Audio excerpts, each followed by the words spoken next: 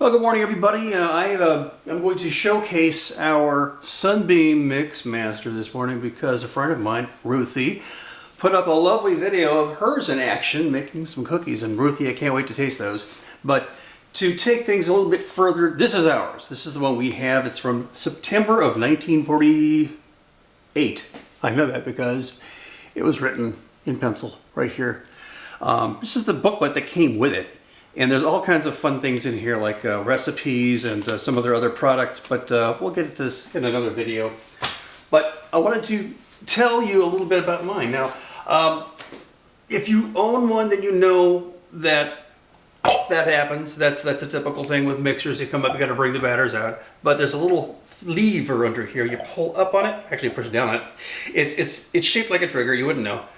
You push down. Oh, that's hard. And you have this 7-pound meaty motor in your hands that when you turn it on, and it's unplugged in right now, it smells a little bit like an antique shop. It's been sitting for so long unused in an attic. Let's put this thing in because we're going to do something that Ruthie was interested in. But before I do, the batter's real easy. Pop off like that and you make a racket with a smaller bowl inside. Should probably remove that first. And this is the high quality 1/4 inch. I believe this is made by, it's made for Sunbeam by a company called Glass Bake. Made in America, right there. Good and sturdy. And of course the 2-quart bowl that lives underneath that, and the Lazy Susan underneath.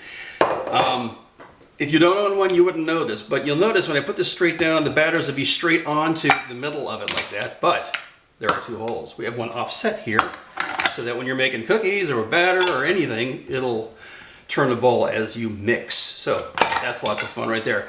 For the all intents and purposes, we are not going to be using the big bowl right now because Ruthie was curious about how to make orange juice with this thing. Well, we have the juicer bowl, the porcelain grinder, which doesn't want to stay up, the strainer if you're not interested in pulp, and of course the chute.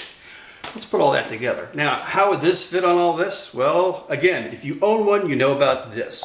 I think that's pretty freaking cool.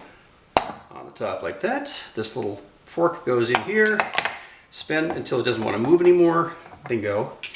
You take the chute, pop it in there, and the strainer. We're going to use a small bowl, get this Lazy Susan out of the way, and put it right here. So we're going to take an orange now and see how they did it in 1948. When you cut anything, always take your fingers and curl because you don't want to have that kind of manicure.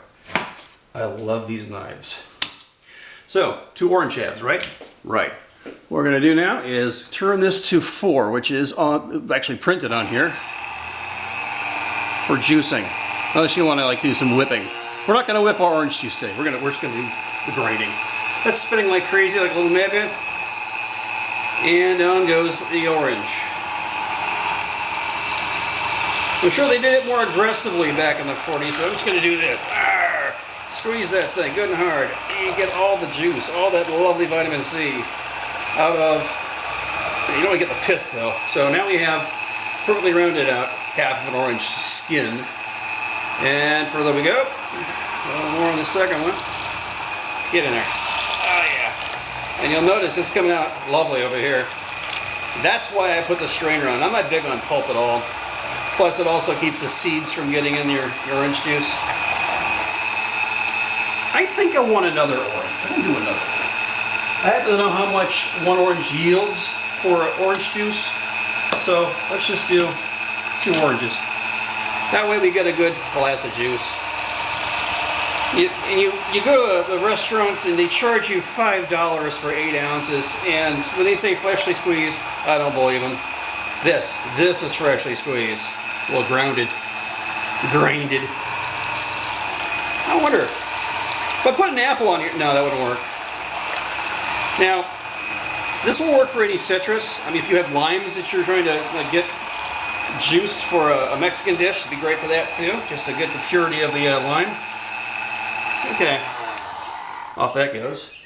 And as I said, this thing smells like an antique shop right now because the vents actually come out the end of the knob there. Let's move that to the sink. Out with the grinder and gently lift this off because I still have juice happening here. Here we go. Into the sink. Sorry for the noise. So, orange juice, right? Right.